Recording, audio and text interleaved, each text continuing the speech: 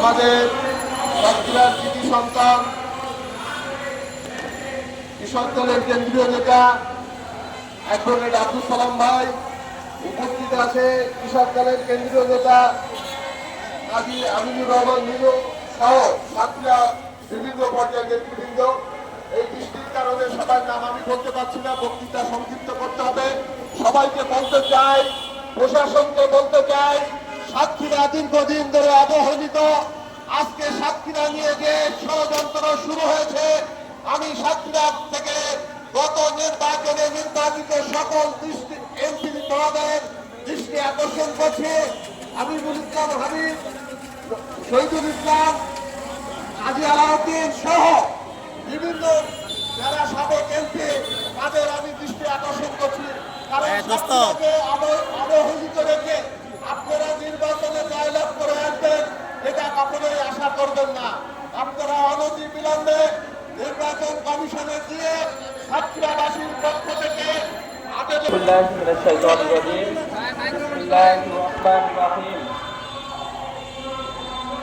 সম্মানিত সাতক্ষীরার বিভিন্ন রাজনৈতিক বৃন্দ এবং সাতক্ষীরাবাসী সবাইকে জানাই আন্তরিক সালাম, আসসালামু আলাইকুম ওয়া রাহমাতুল্লাহ। আজকে আমরা এখানে উপস্থিত হয়েছি প্রায় 21 লক্ষ সাতক্ষীরার আপামর জনতার প্রতিনিধি হয়ে। সাতক্ষীরার মানুষের হৃদয়ের আকাঙ্ক্ষা যে 1986 সালে যে 5টা আসন গঠিত হয়েছিল, শেখ হাসিনা পঁচিশ হাসিনা এই সাতক্ষীরাকে দাবিয়ে রাখার জন্য সেটাকে 4টাতে রূপান্তরিত করেছিল। সাতক্ষীরার মানুষের প্রাণের দাবি এই সাতক্ষীরার 5টা আসনকে পুনর্বহল করতে হবে।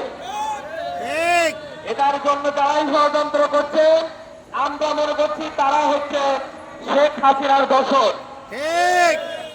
তারা হচ্ছে এই সাতক্ষীরার মানুষকে পিছিয়ে রাখার জন্য নানানভাবে চক্রান্ত করছে। সাতক্ষীরার মানুষ বিগত 16 বছর নানাভাবে জুলুম নির্যাতনের শিকার শুধু তাই নয়, এই সাতক্ষীরার মানুষের উন্নয়ন কর্মকাণ্ডকে স্টপ করার জন্য নানান ধরনের ষড়যন্ত্র হয়েছে। যেটা আমরা দেখতে পাই সাতক্ষীরার সুন্দরবনের মতো একটা জায়গা অত্যন্ত ভালো হওয়ার সত্ত্বেও আমরা দেখতে পাই সেখানে এখনো পর্যন্ত একটা রেল লাইন যেটা দাবি ছিল সেটা নিয়ে কোনো আমরা দেখছি না।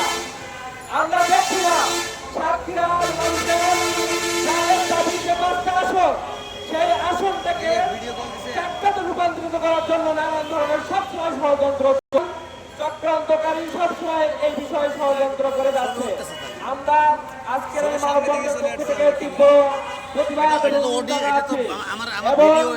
আমরা নির্বাচন কমিশন